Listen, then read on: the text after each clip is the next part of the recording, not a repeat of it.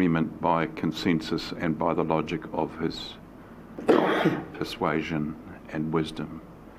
So he led a magnificently diverse life of many achievements, and his contribution to the sporting facilities and the sporting communities across Hawke's Bay is also extremely significant. So it's sad when people like this pass on, but everyone does. But Ross left his mark. Thank you, Alan. Okay, thank you very much, everyone, for that. Are there any apologies today? There are none, are there? No apologies? Chairman, I'm having some carpet stretched at home, so the place is like a bombshell with furniture everywhere. So if it's okay, I'll leave after the CE's briefing. Okay, that's fine, Alan. Do we have someone to move to accept those apologies, which is only one? Alan's, Paul, Fenton, all those in favour? Right. Any notices? Okay, no notices. We'll move on conflict of interest declarations as pertain to this meeting in particular. Any conflicts? No.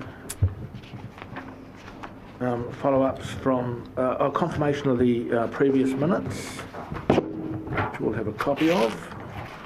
Are there any corrections to the minutes? Paul? Yes, thank you, Chair. In the minutes, and the discussion on the motion which I put, which didn't get seconded because I withdrew it. James had suggested that he would be seeking some legal advice on the definition of when a resource consent is given effect to, and I just wanted to make sure that that's underway, James. Yes, thank you. So, yeah, it's not correct for the minutes, Paul, but we've heard you. You've done that a couple of times now. That's all right. No other correction? Well, that wasn't a correction, but no other corrections to the minutes. Do we have a mover? Fenton and Paul, thank you very much. All those in favour? Aye. All right. The minutes last meeting are received. Thank you very much. Follow-ups from the previous meeting.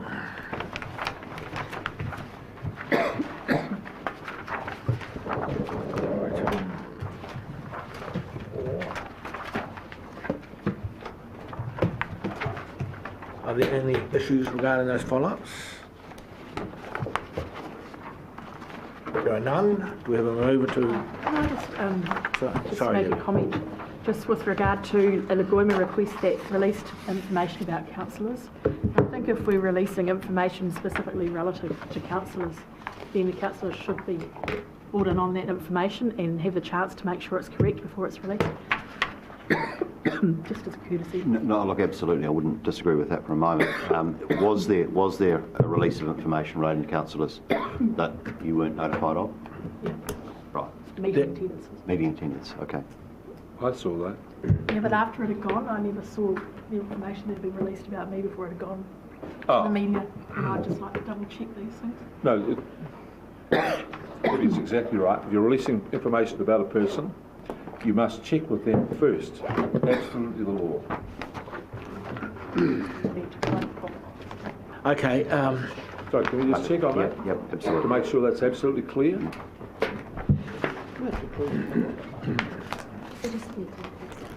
Okay, do we have someone to just accept the follow-ups? Sorry? Just to receive the follow-ups? Yes. And Fenton? All those in favour? Aye. Call for minor items not on the agenda. Not on the agenda. Fenton? Kahutia. Here. Wharf 6. Wharf 6.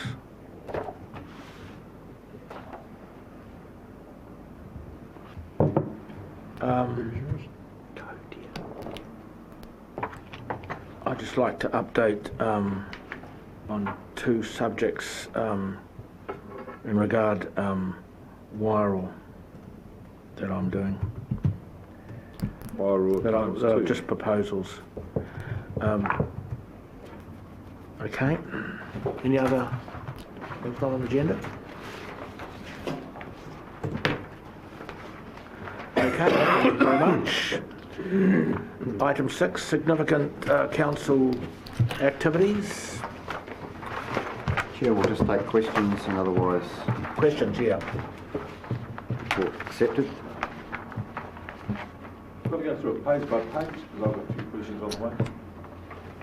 You got a question every page, have you? No, I'm just, do you want to go through it page by page? So No, not necessarily, no. We just, are there any questions? We'll bounce around the pages.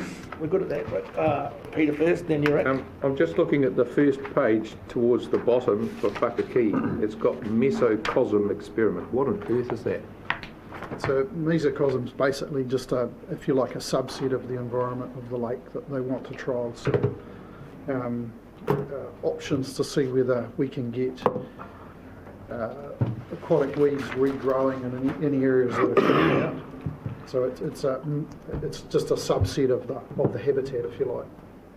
We could have just said subset of the habitat, but mesocosm sounds much better. Yeah. Blinded with Latin. Rick, then back to you, Fenton. On Whakakī, just the core, sediment core identified a layer of historic aquatic vegetation being like. Did that come as a shock to anybody? Well, no, one of the key points, I guess, about Whakakī is that the reason that it's in the condition it's in is land use activities delivering material into the lake. And what that has done is created sediment, which is then mobilised into the water column, which suppresses light and kills off the aquatic weeds. And once you kill the aquatic weeds off, it's very, very hard to re-establish. And then you've got this permanently exposed mud bed that's in a shallow lake, always subject to kind of wave fetch with wind action. So what we were wanting to know is clarification that actually historically there were strong and healthy aquatic weed systems in there, and therefore give us confidence that the overall objective of the project to try and re-establish that was the right one. So no, it wasn't a surprise, but it's one of those things that just assume that was the case. Okay.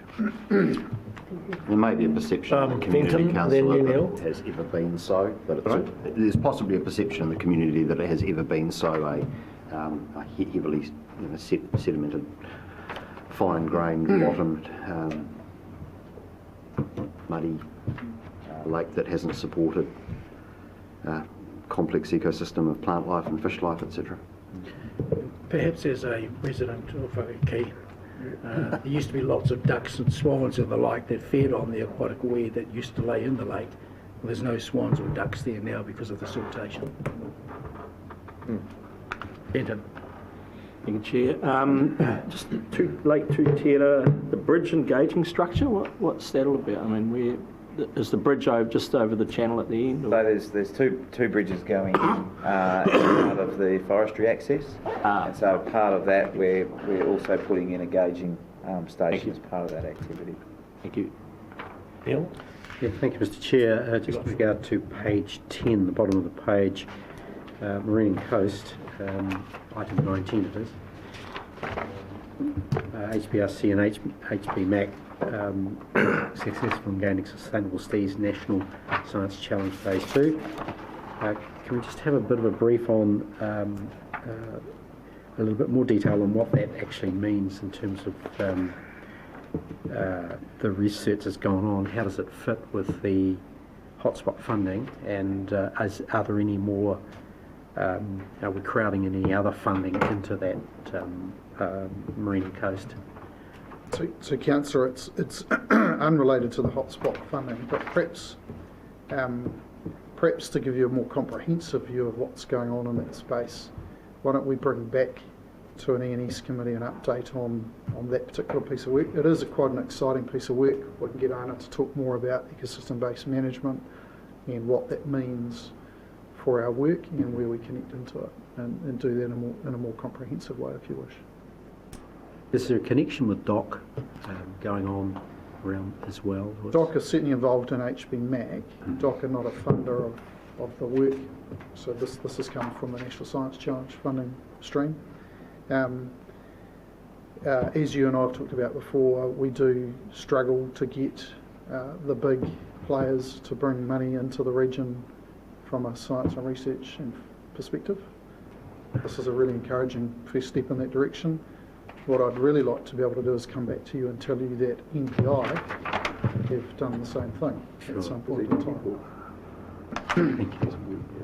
Rick, back to you, and then I've got further 4 questions, Chair.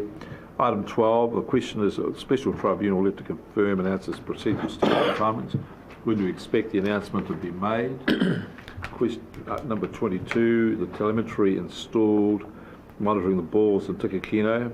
So we're going to get real-time levels and data. What does this actually mean in effect for the people of Onga who are short of water? Third question is, riparian planting brochure to be completed in August. It's now the end of August. I was wondering if we could see a copy of that. I was told last meeting we could.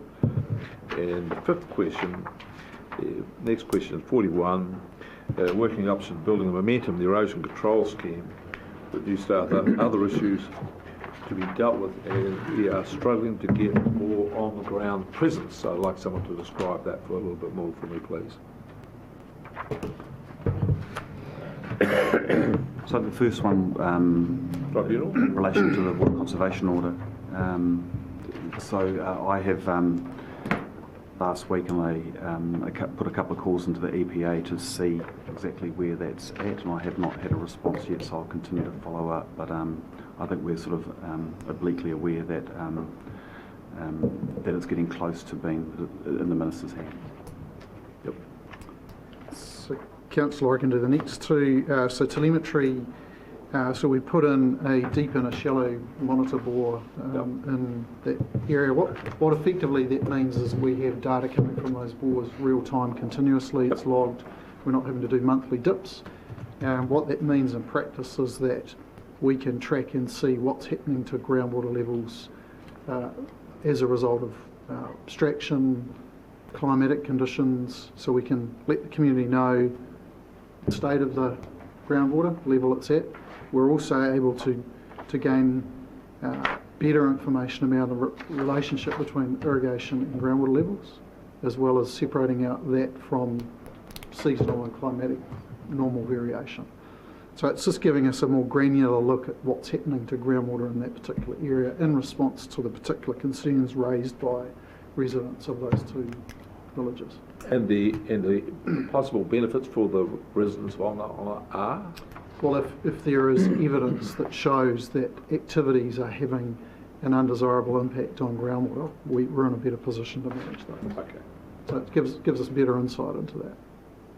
We can reflect that into consent condition reviews for the irrigators if there is an effect which is direct and demonstrable. I like that. The riparian planting brochure, Chris and I were just talking, we've just put that on a little bit of a pause at the moment. We just want to make sure that asset management are connected into that nicely. So it might not be at the end of August, it might be early September, but we'll certainly make sure you've got that once it's ready and finished. And then the last one is, I think 41. 41 was it? So look, that's a reflection of 2 things. One is that it's difficult for us to recruit people into Wairoa to do that work. And the other is that there is an enormous amount of work on the go up there for a small team, from the Whakatipu Mahia Ecological Restoration Project, the Whakaki Freshwater Improvement Fund, establishing a relationship and presence with the community up there.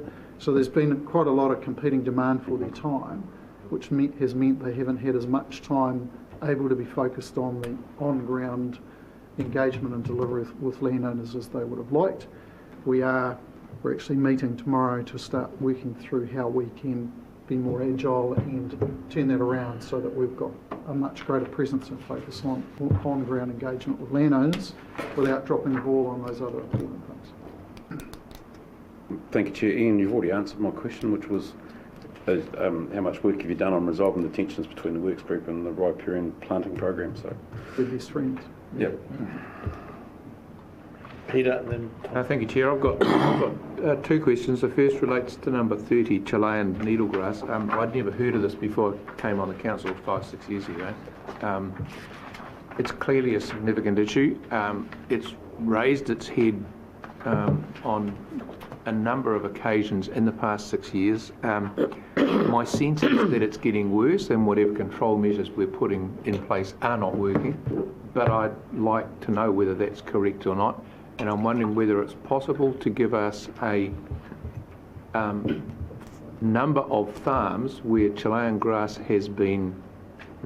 has been sighted or seen growing over the past 10 years so that we can get a sense of whether we're actually controlling this or whether the problem is growing. Because if it's growing, we need to take it much more seriously than I think we are.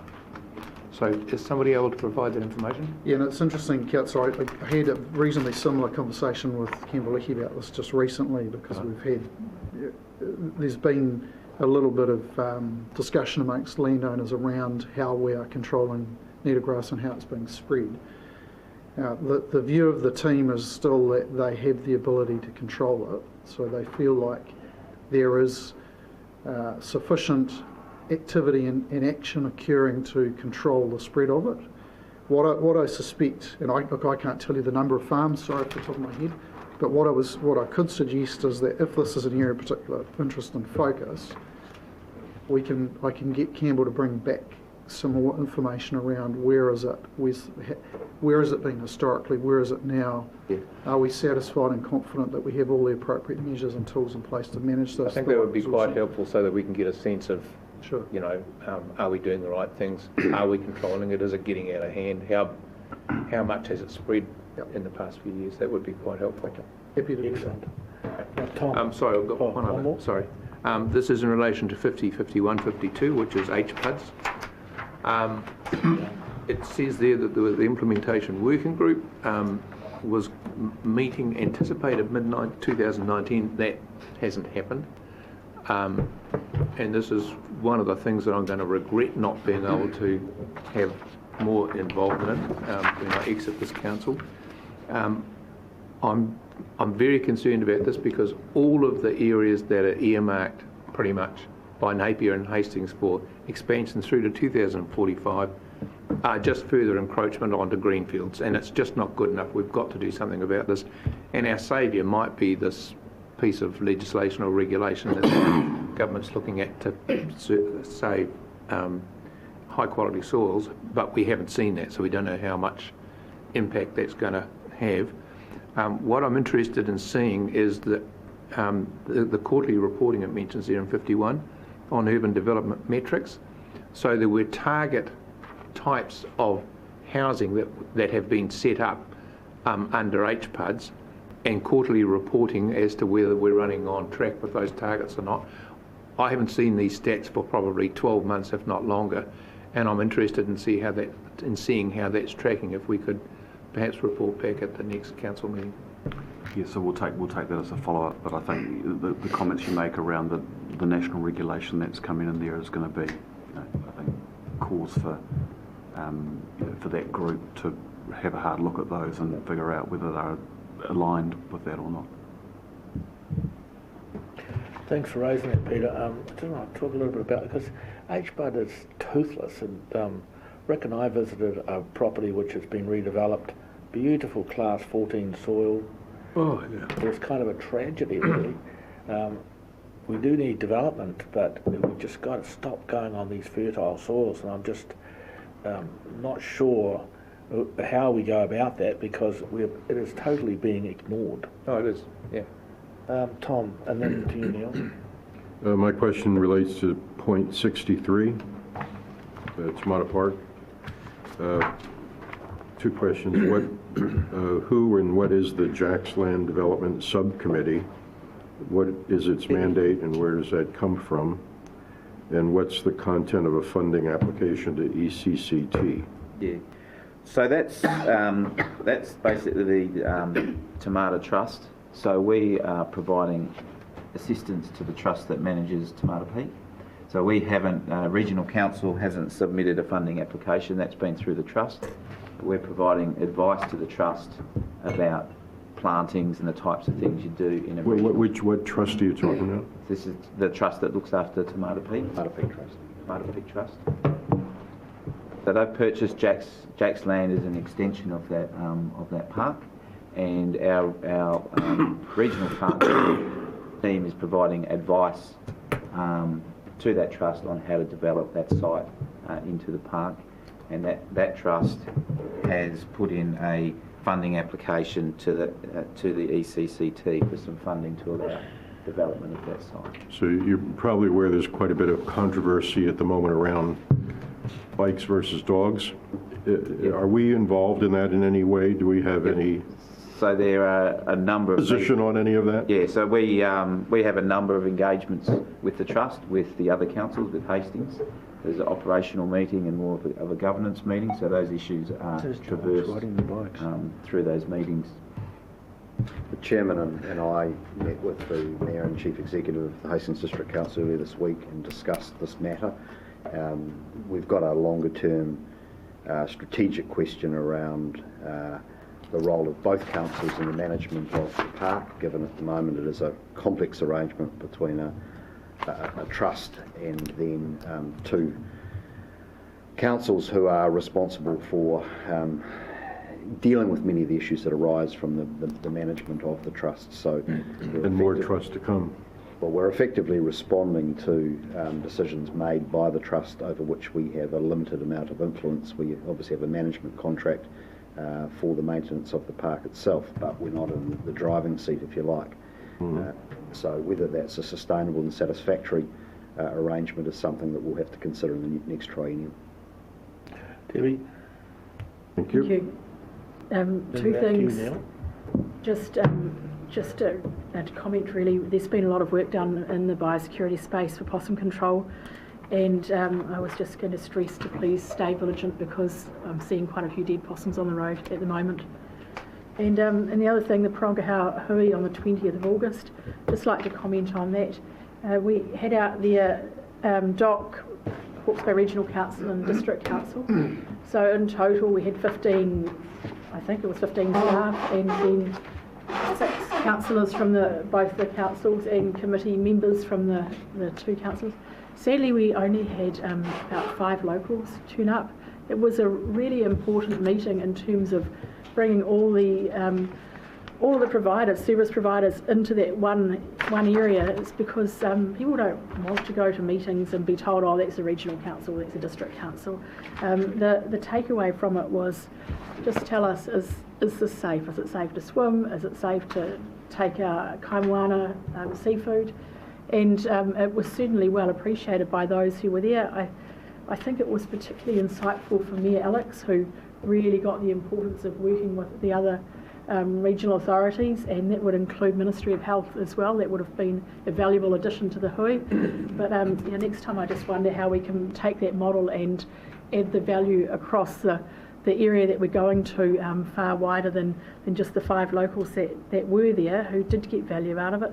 And just to remind the staff and the councillors, maybe Rex, you too, that out in that area we've got a lot of sediment issues. We've got issues with wastewater treatment plants. There's a couple out there, and we've also had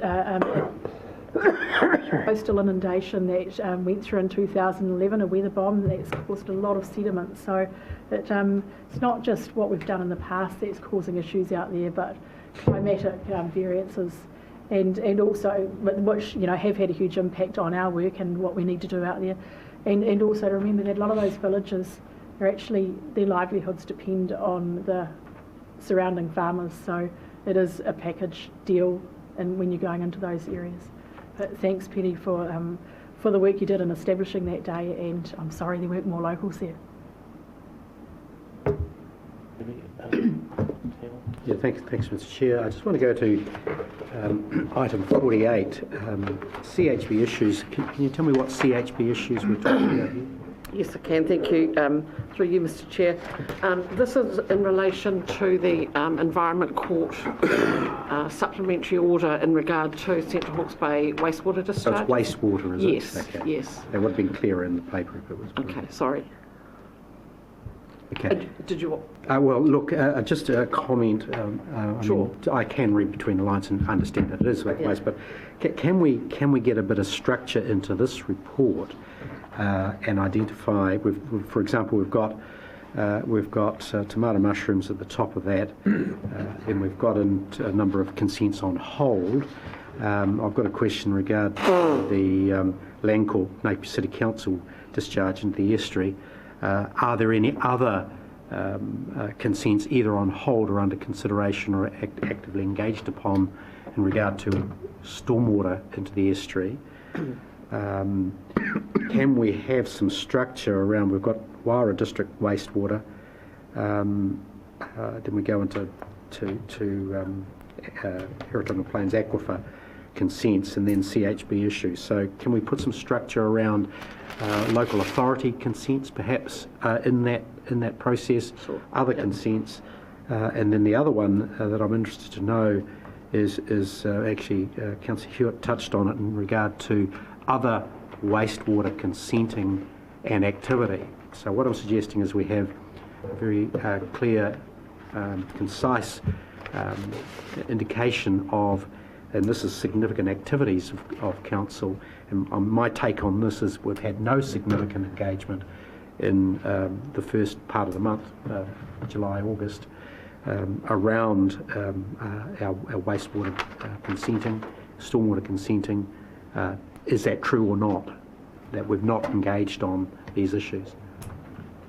So a lot of engagement with the Wairau District Council and the Central Hawke's Bay District Council on wastewater. Yes. In relation to stormwater, my understanding is that the biggest impediment we currently face to progressing the issues around the joint consent and the Landcorp consent into the estuary is a stall in the process of engaging Mana Ahuriri in the engagement of those consents, and that has been a issue which has been dragging on for many months. I appreciate that. Yep. Let's see it in the report, and that's only one discharge into the estuary. There are many, and from previous historical reports we've had consenting issues, either non-compliance going on of a similar nature, and I just want to see what our engagement on those in terms of resolution are. Are you talking about Napier City Council, or are you talking about other? They could be our own consents, they could be Napier City Council consents, either on wastewater or on stormwater. Are you talking about compliance monitoring of those consents? It could be any of that activity. This section is about consents. And there could be either consents on hold, consents being applied for, consents being processed, or compliance. So I'm suggesting if we're capturing the significant activities around consents, we need to have a systematic description of what's going on, so that at any one time we can say that we are actively engaging councils on these or other consent holders around those issues. Chair, could I suggest we've got a mismatch here? I just think if this is, as I understood the report, to give a general overview, a sort of feel for what things will get, and what Neil wishes is a much more in-depth examination of the issue. That's how I listen to what he's saying. Just to we have a specific report on consent? Well, we've previously provided this. I mean,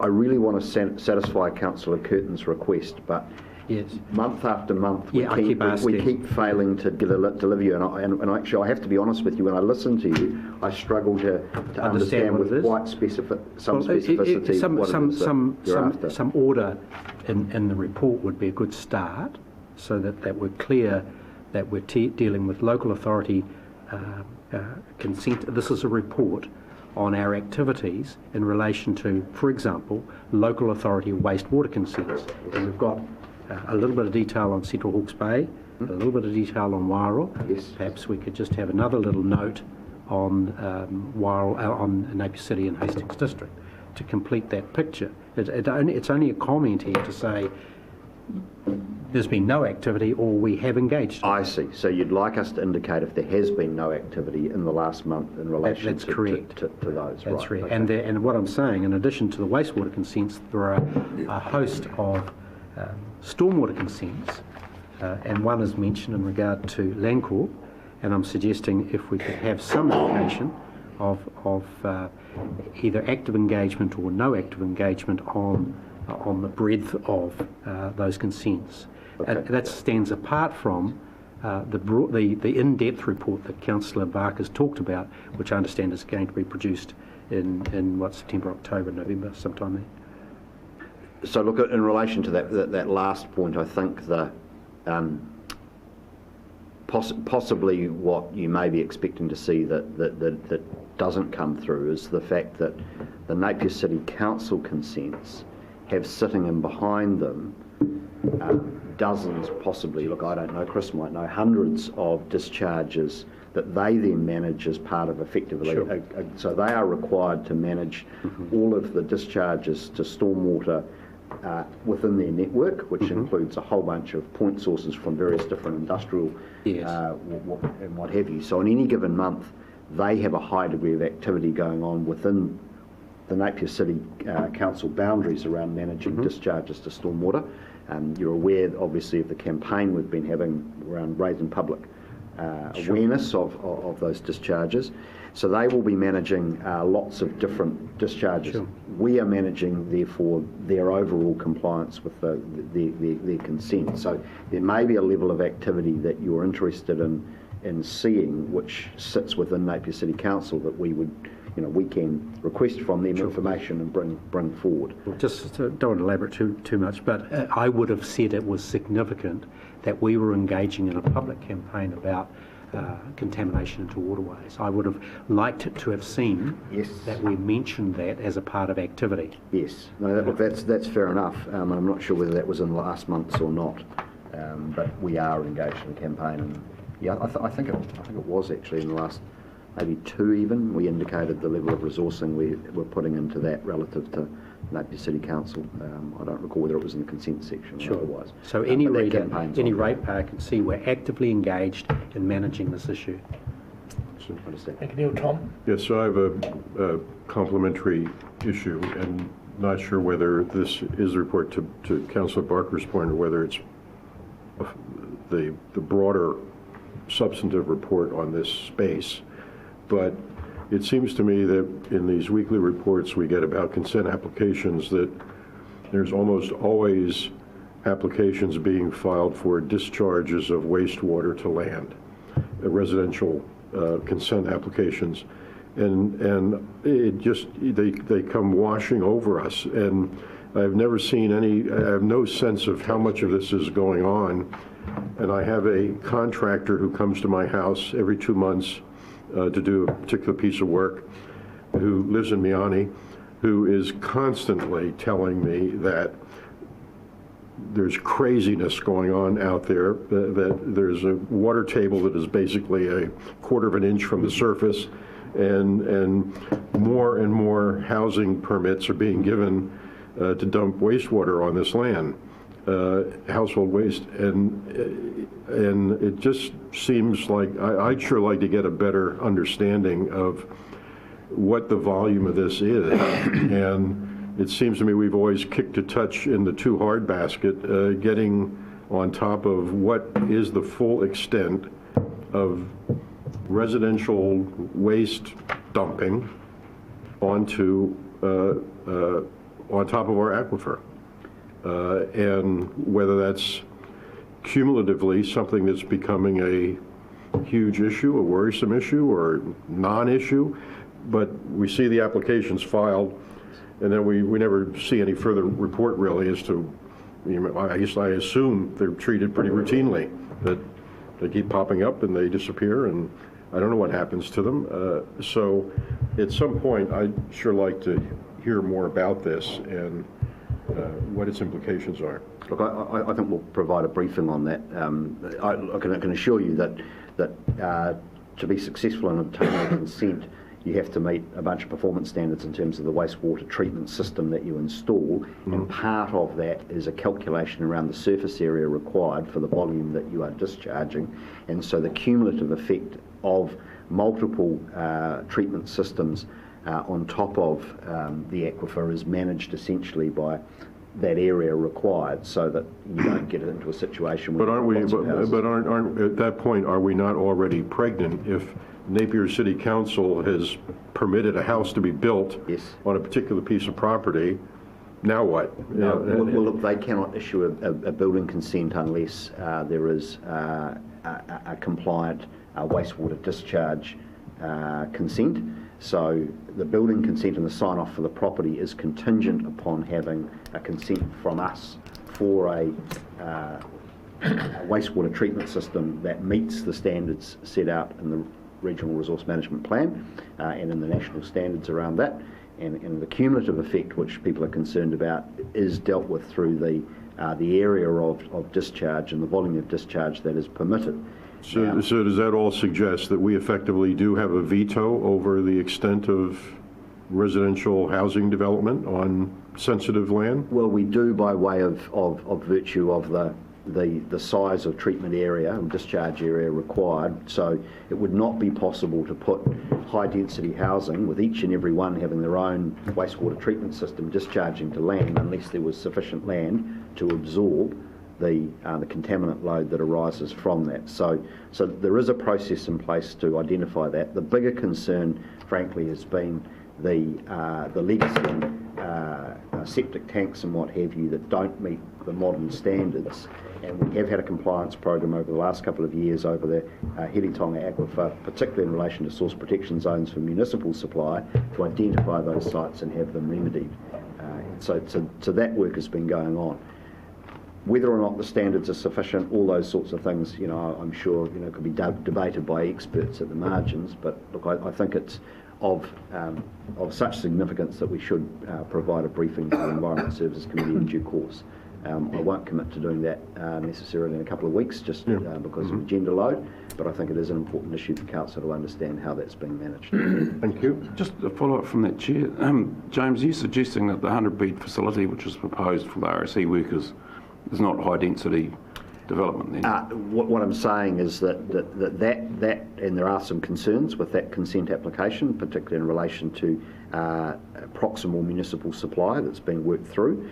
But what I am saying is if you've got a 100-bed facility, it requires a significant land area for the discharge of the treated waste from that facility. So you couldn't have 100-bed next to 100-bed next to 100-bed without an awful lot of land for that to be discharged to.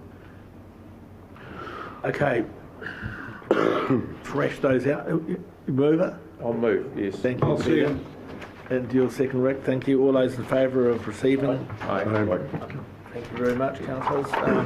Just shows you how interested councillors are in what we do, James. That's good. Okay. Item 7, the Environmental Services Report. James, you're going to do it? Oh, well, you want to do this, Tom? I'd be delighted to. No, it's a very short report, so I will take it as read. I think we have one real action item in this report, which has to do with the transaction we've been taking back and forth between ourselves and the Future Farming Trust.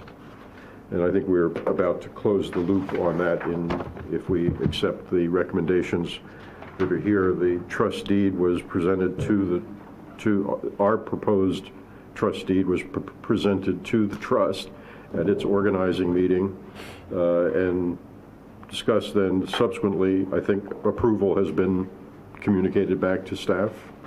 So both the trust deed and the form of the funding agreement have been unanimously accepted. So the trust has done its part, and now I think today we're doing the final formalization, I guess, of approving that as part of recommendation 3 in this report. Otherwise, I think we all were impressed with the presentation we got from the Youth Environment Council. That presentation is now online and is getting a fair amount of social media play. I would note on item 6, the climate change discussion we did have, that even since that, the government has upped its alarm about sea rise and the coastal cost impacts and threat represented by sea rise to New Zealand broadly, with Napier being identified as one of the most affected areas in the country. So there will be no relenting of that kind of information to come. I don't know if there's anything else I'd care to comment on here. So I'd be happy to move the recommendations if there aren't questions about this. Yeah, any questions? Peter? I'm happy to second. I just have one quick. Can someone get me the address of the chair of the Youth Environment Council, so I can write them a letter and thank them for their. We thank them, I know, but I'd like to thank them for the toothbrushes. On all our behalf, that'd be great. On everyone's behalf. Who can get me that? Someone will get that done. Yeah. Any other questions? We have a mover. Do you have a seconder? I moved, he seconded. Oh, you moved, you seconded. Okay. Any do you speak further, Tom? No. Peter, do you wish to comment? Debbie? I also wanted to thank the kids for the toothbrushes. I really enjoyed their presentation. Just with regard to number 3, I'm wondering if you can take that separately, because I still do have people who are significant influences in my area that I represent who are unhappy about their rates being spent in that area. Yeah, I did notice that. We'll do that. We'll take that separately. Okay, so we'll do a mover for everything bar number 3. We have a mover and a seconder, and we'll take the second one. We'll take the one on the future farming separately. So all those in favour? Aye. Against? Carried. So do we have a move? Can we have a separate mover? Do we have a separate mover? You don't need that. So no. Okay, we're just going to vote separately on number 3, which is the Future Farming Charitable Trust. All those in favour? Aye. Against? Against. Do you wish to record that? Division, please. Division. All those in favour? Should I abstain because I'm on the trust, or? No. Too late now. And against? If you're going to do that, Tom, you should have exited. Did you put your hand up, Alan, or did you abstain from that? Did you? No, I voted for it. Voted for it. Okay. Thank you very much, everybody. Item 8, fixing the common seal. We have a mover. Yep. Mover, Peter. Seconded. Rick. I wish to speak on the common seal. All to you, Rick, I guess. All those in favour of fixing the common seal? Aye. We will accept that. Report from the Māori Committee, item 9. Moy. Thank you, Mr. Chair. Yes, that was the 4th, and in a normal year there would be another meeting in October, but I understand there's election on and you're all going to be replaced. So that was the final meeting for this year, and it's up to this committee to make a recommendation to the new councillors that are coming in, whether the Māori committee should carry on. I would just like to thank those councillors, including the chair and the CEO who are speaking at the moment. Thank them for their input. They're still speaking. Still speaking. It has been appreciated hearing the likes of Rex and James come along and give an up-to-date verbal to the Māori committee and who represent the Fōtai Whenua. The Fōtai Whenua are extremely different. You have Tamatea, who I've represented for the last 18 years. We have an income of $30,000. We upkeep our building and pay 2 part-time people out of that. So we meet once a month, so it's very much those 9 marae coming and expressing their concerns, and then putting them on to the 3 delegates that come to this particular committee. So I think the highlight of the last meeting was the group from Mahananui, Kurataio from Ngaitahu. They actually gave an insight to how consents and those sort of issues can be handled better by Māori. And we had representatives from various Māori groups come after lunch, after the official Māori meeting was finished. The Council of Laws the next day heard the same presentation. And it is hoped by Tai Whenua reps that this be taken up by the Regional Planning Committee in particular. And in terms of the Regional Planning Committee, we are very aware, we being the Māori Committee, are very aware that there's certain members and them consider that the Māori Committee should be done away with, and that they take up all the issues themselves. My concern is that do they really know the grassroots level, which Marae and Hapu are represented by the Māori Committee. And I think the advantage with the Māori Committee is that they are better informed of the many issues that you as councillors face during your term. And so the good working relationship that this Māori Committee have with the council themselves, the council workers, the council laws, is a huge advantage. As you know, I'm stepping down from that role. I've enjoyed it, and I've also feel privileged that that if there is a Māori issue, you have, when I've been ex officio on this committee, that you've listened to and taken into consideration. Thank you. Thank you, Mike. Are there any questions for Mike? Mike, I have a question for Mike. You note the decision that's coming about the future of the Māori Committee. I'd like to hear from you directly. Do you personally think the Māori Committee should continue, and the council should reconfirm the Māori Committee as one of its permanent committees next term? Yes, I think that it's hugely advantageous to both parties that the Māori Committee continue. Thank you. Thank you. Any other questions? If there's not, before we move it, I know I acknowledged Mike at the Māori Committee last time, the huge amount of work that he's done, and we've got one more council meeting that he's going to attend, but we won't have any more Māori committees. I've really enjoyed my involvement with them. It is an entirely different, I don't mean to be derogatory here for those who might take it that way, but it is an entirely different environment to the RPC. It's like light and day. And I think a lot of that is not only due to the fact that we're dealing with talented whenua, so it's Marae representatives, but it's largely due to Mike's chairing. I notice he's been handing a lot of the official duties over to Paddy, but still Mike's ability to hold people together with a sense of humour and lightness, but still deal with the real issues, has been quite amazing.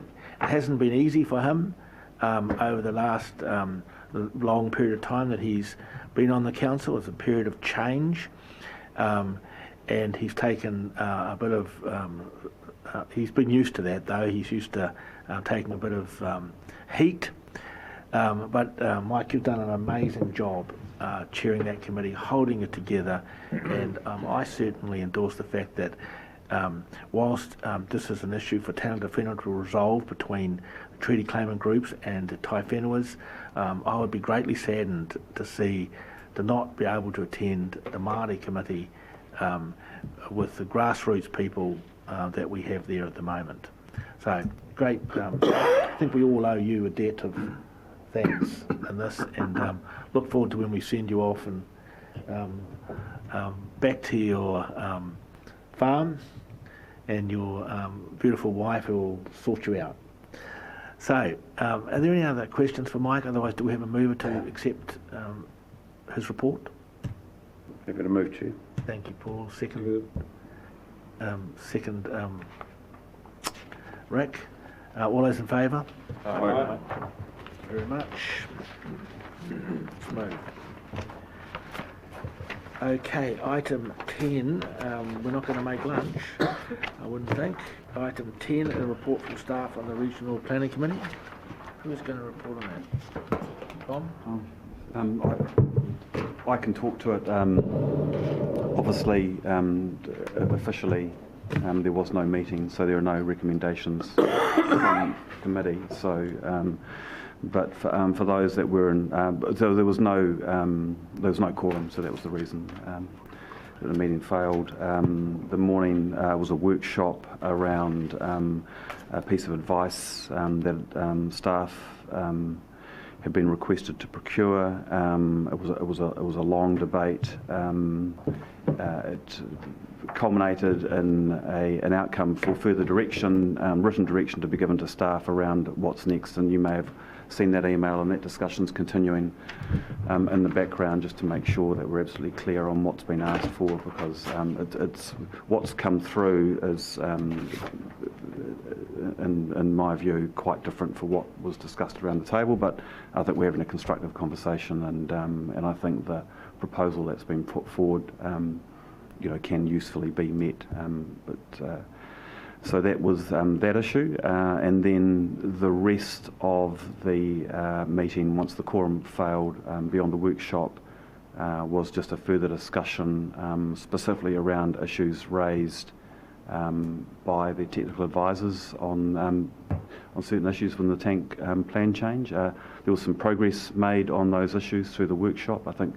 But it was quite a narrow constituency at the workshop, and I think the debate within that constituency was even narrower. But we managed to close some gaps. Commitment to a workshop that took place last week, I think it was.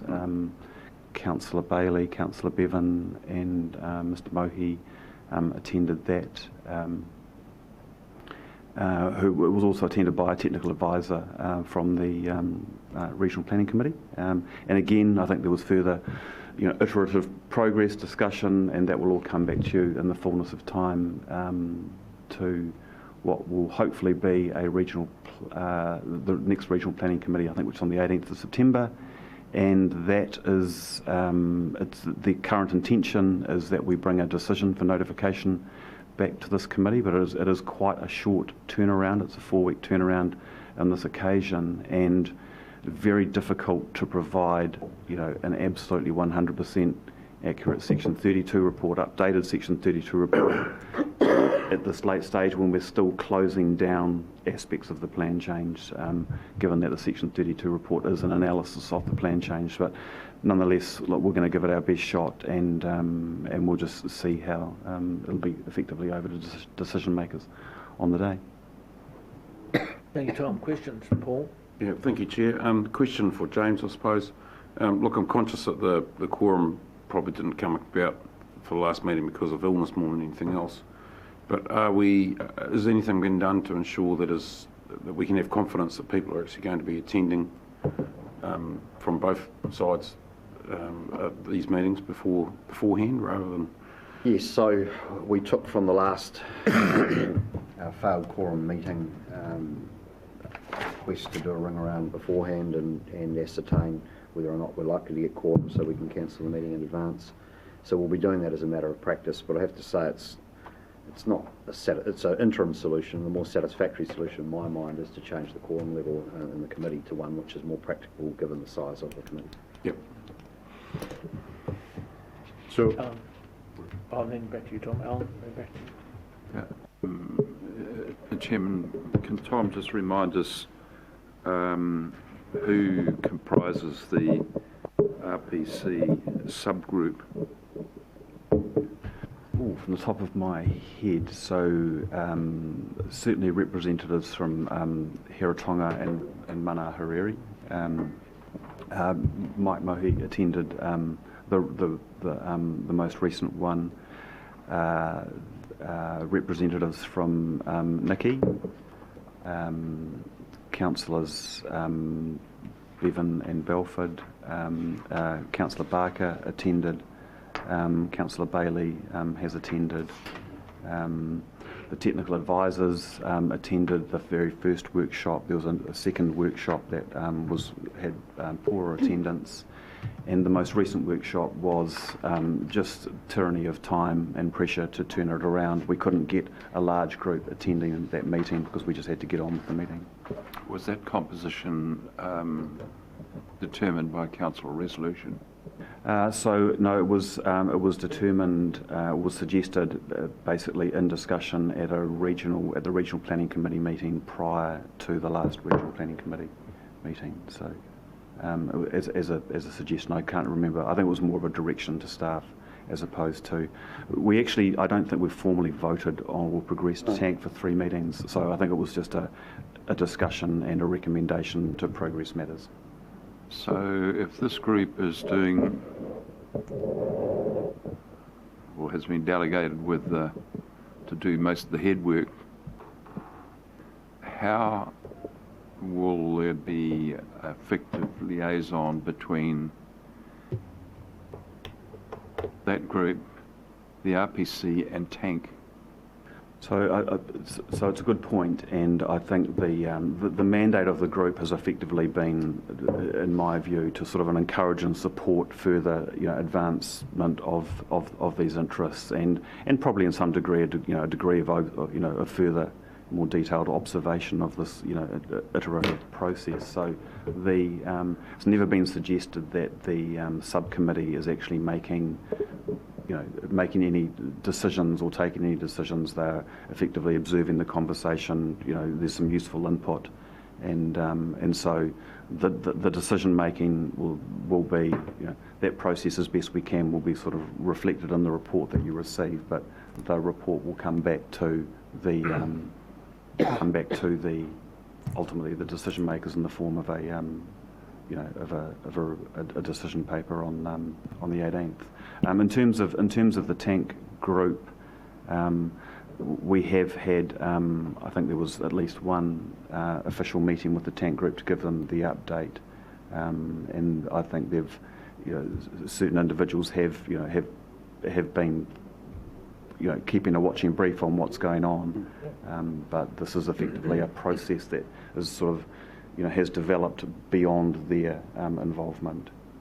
It's really pretty much focused around RPC decision making. Is it working? Is what working? This process.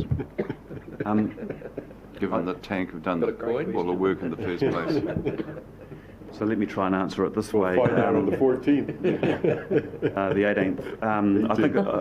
I think I said in a little speech from here, which Councillor Wilson frowned at me for making, that the TANK process is not one experiment.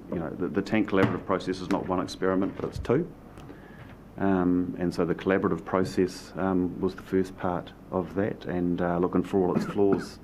I do believe we have a document that does its best to represent a community view of these very difficult issues and tries to find, as best it can, this mythical sweet spot. But it's also, it's part of the experiment of the RPC, because it's a very difficult and complex. I don't think we'll do a more difficult and complex change. So I'll go back to Councillor Belford's answer, and we'll see on the 18th. But it's look, I don't envy your position as decision makers around this plan. It's not easy. Thank you. Tom, and then to Rick. I have a question and a comment based on those comments. Comment is that the much recently maligned TANK process was working just fine, thank you, until the Māori members of it decided there was a better way to get a bigger bite of the apple, and that was to suspend their constructive participation in the tank process and to turn their attention instead to lobbying the RPC. That's the reality of what has gone on here. And so we have to sit through each of these meetings and hear all these complaints about how poorly the tank process, how it fell short of meeting community aspirations, et cetera, when in fact the outcome of that process yielded something that had a very broad community consensus to it. And as I said, then a more appealing venue materialized and was capitalized upon, which is politics. That's purely simply what has gone on here.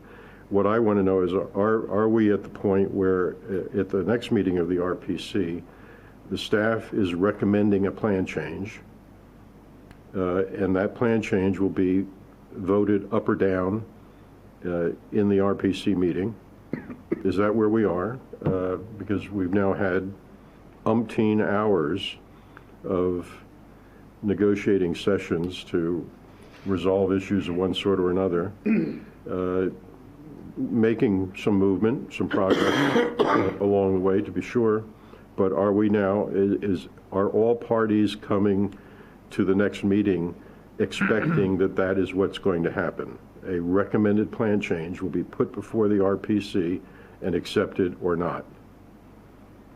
So there's a bit in there, Councillor. So to work backwards, it's our intention, if we can humanly pull it together, in terms of, and I think from the meeting that we had, Councillor Bailey, Councillor Bevan, were at, there was an agreement. You know, there was an agreement that some progress had been made. There was still some outstanding matters that weren't necessarily satisfactory to all parties. But we were dealing with a technical advisor who was not, was at pains to say, it's, this is not my decision. These are the issues that I've canvassed, and he'll no doubt he'll report back. But it's absolutely our intention to do that. I think, look, it is this step has been, a process that wasn't necessarily part of the entire plan, but I think you'd certainly say that it is a continuation of the evolution of the plan, which will continue to evolve well past notification,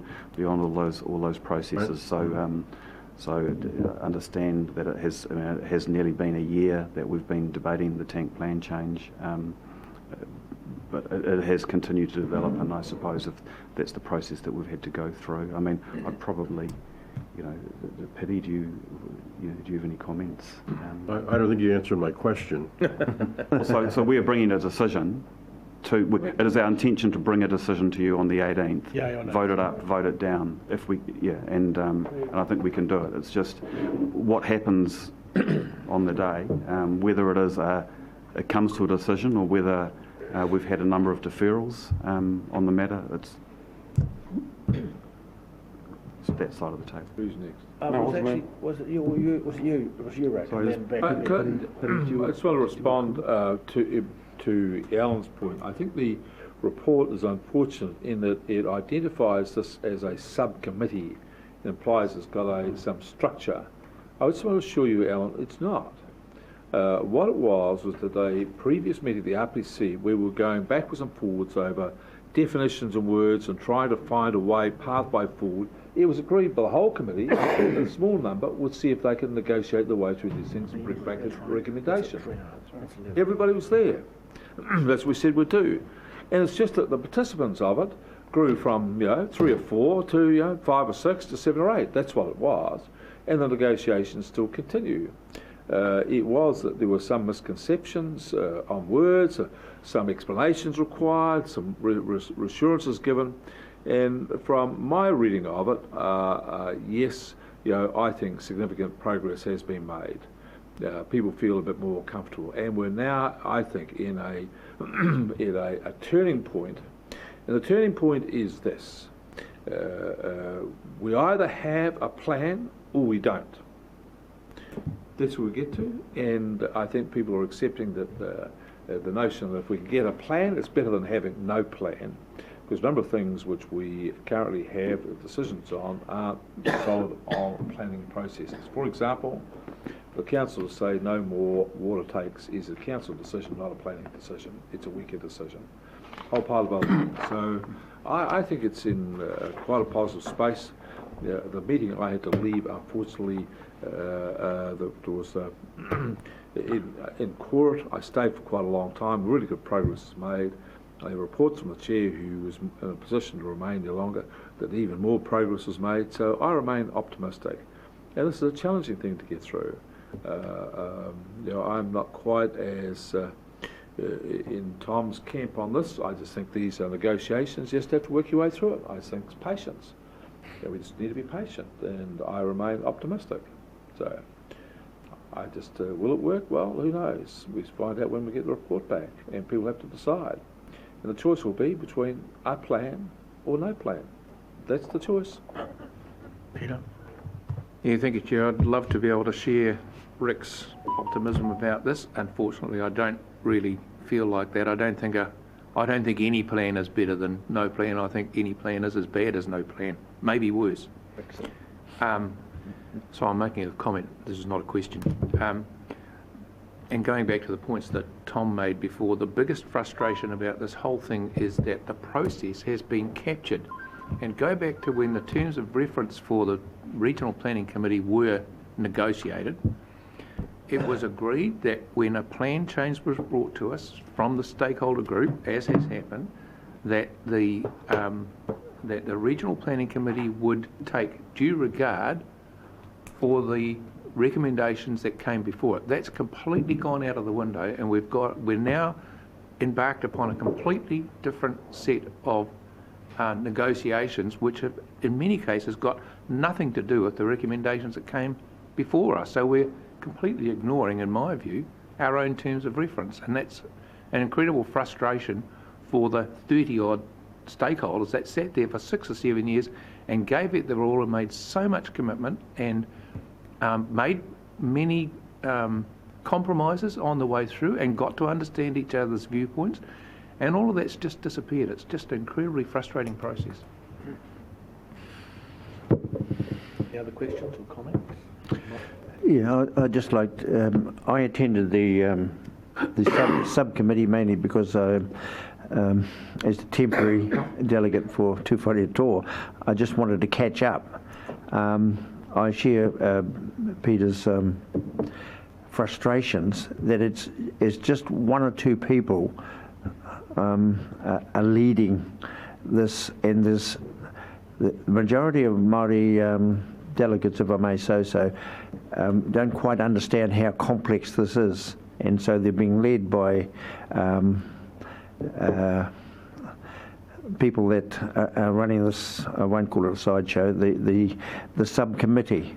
So there is huge complexes there, and whether it's going to be out on September, I won't be putting my house up as a bargaining pool.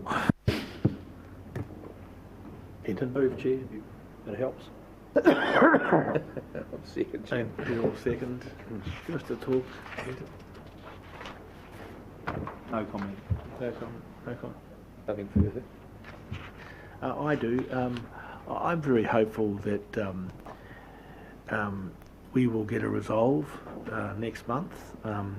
There's been a lot of discussion. Just to go back a little bit, I agree with a lot of the comments being made. It's been incredibly frustrating because I don't understand all the complexities of it. There's 2 points I want to make. It has transpired that Tana Te Whenua see themselves as partners to Tank, not stakeholders in Tank. That resolved in a whole lot more issues, and that wasn't clearly understood by anybody in the beginning. And the other thing is that, but to Peter's point, the RPC only recently have agreed to this, but they now agree that they will agree to what Mana Whenua agree, and that is that's the people of Heratonga, Tana Te Whenua of Heratonga, and we don't have much agreement, and so from them at the moment. They're the ones that are contesting it, a lot of the issues.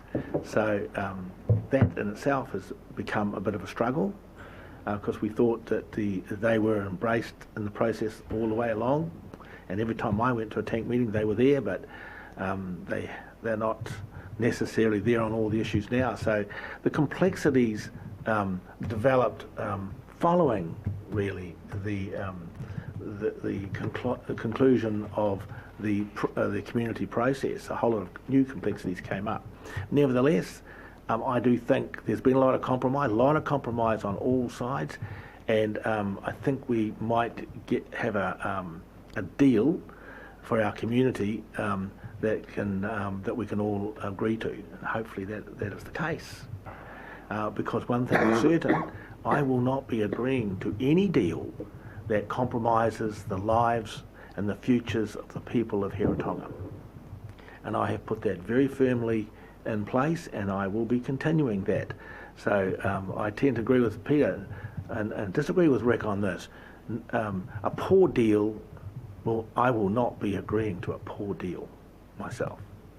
So hopefully it's a good deal and a good set of compromises that we can all live with, and the futures of the people of Hiratonga are secured, not taken back to 100 years. Okay, any other speakers? Paul? Yeah, thank you, Chair. Just a reminder that the terms of reference for the Regional Planning Committee, and I'll keep on banging on about this, decisions are supposed to be made by consensus. This is all just part of the consensus-making process. When you have a really difficult issue, you need to sit down and talk about things a lot. You need to find out what both parties are thinking so that you can reach some sort of understanding where everyone's position is. I think over the 12 months we've moved way forward than we were when I look at it 12 months ago, which I had no idea what Tangata Whenua were thinking. Now I've got a really good idea in my picture in my head as to where they're coming from. So that allows me to come to some conclusion. I'm looking forward to the recommendation coming to the RPC on the 18th, so we'll see what happens then. Any other speakers? I just want to say one last thing in defence of myself, is that I think the Chair, by his own comments, has proven me correct, that if we do not have a very high measure of agreement, given the 80%, there will be no deal. So when we have an agreement at 80%, it will be a deal, which will be a good deal, because a high level of agreement's been made to it. And it'll require compromise, and I think the mood is there for the compromise. I remain optimistic. And I'll bet the Chair's house on it. What about your own? I have got a comment to that, but I'm not going to make it. I don't think it's appropriate. So, all those in favour? Aye. Against? Carried. So we now have Kahutia, not on the, just go item on the agenda, and we start with Kahutia. I noticed in the paper, Chair, that a planting day, Kahutia planting day the other day, and just asked the question, have they uplifted the credits yet? And an email answer will be fine, Chair. See. The answer is no. The answer is no. They haven't. Okay. Thank you. Is it open-ended? Look, I'd have to refer back to the contract. Yes, I couldn't give you an answer off the top of my head. To be honest, I don't think we... Email response will be fine. Yeah. What are the other ones? Wharf 6 from Rick. Wharf 6, Rick. I just want to say that how the community reacts to things is a sign of how they respond and how it's gone. And I thought on the float of Port of Napier was subject to a discussion of that wonderful institution of thespians and thinkers and philosophers, the Elbow Room on Friday night. And it was agreed that there should be a formal sod turning ceremony on the right spot, which meant that it should be in the water. The person turning would have to be in a wetsuit, and the consensus was this should be the chairman of the regional council. So look forward to donning the wetsuit, the flippers, and going down to turn the first sod. I thought this was a great suggestion. Thank you, Rick, and thanks to the guys of Mahora. My old... Friends off to load the weight belt for you. Yeah, thanks for that, Rick. So I have just a couple of things to report on. As most of you will know, for the last 2 years we've been trying to get some concepts around a regional park in Wairoa, and I think more than 2 years ago a concept drawing was drawn up. But we've been having, with staff, I've been having meetings with the treaty group, the Wairoa Treaty Group, represented by Leon and the Mayor of Wairoa. Leon has proposed that we do a concept for a regional park from the lighthouse to the ocean, both sides of the river. So our staff are looking at and doing drawings about that. We haven't got down to how much all this is going to cost yet, but we certainly want to get a concept and get things going. One of the things that I've discussed with Paddy is that I'd like to bring a group of tāngata whenua down from Wairoa to Heritonga and discuss how they can get involved in the park as to visit Waitangi Regional Park, where we have the Celestial Compass, and where mana whenua have really been involved in that, and it was their concept and they did it. And to Hawke Park, which of course is evolving, which has involved 4 hapus that own the land 50-50 and have monthly meetings which I have been unable to attend. And they're deeply involved in developing the history around that park. So it's just one of the things I'm discussing with Paddy, how we action that, so that they get involved and they understand, or they get a look, not understand, at how that's been achieved to some level, great levels of success here in Heritonga. The other thing is, you will all know that land change, and I think some of the comments that Fenton has been making about Wairoa, you know, this, about the forestation that's occurring there, and another one of Fenton's famous comments is dying 1,000 cuts, that we desperately need land change in Wairoa, and James has agreed to do the initial funding to look at how we go about that, and there's been a lot of projects done in Wairoa. And we're just bringing all those projects together. Some of them are plagiarising other reports, but there's a big pile of reports at the moment, and look how we can actually bring some action to this and get a serious land change based around horticulture on the flats in Wairoa. And some of the farmers are now very interested. And certainly tāngata whenua is very interested. We've formed a small governance group of myself, Craig and Leon, and we are inviting Parawera to join that as well, so that we can start talking, do a proposition to government and start talking to them. And Rick has now got involved, and we're going to use his contacts into Wellington and try and really make this thing happen. So just reporting really that it's started. And we do have a process that we're moving along with. Okay, is there any other? No, that's it.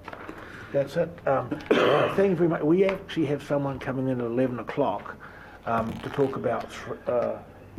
It's going to be a workshop, isn't it? Yes, we as a part of the CS briefing, so we can break now and then. We'll break down. Okay. So is this the end of the meeting? Well, we're just resolving whether it is or not, but yes, it is. End of the council meeting. And so we will close our meeting, and we will reconvene. We can reconvene at 2:45, can't we? 2:45, 10:02. 2:45. Or 10:02 sounds better. Have a cup of tea, and we're going to have CO's report plus a report from. What report we're getting from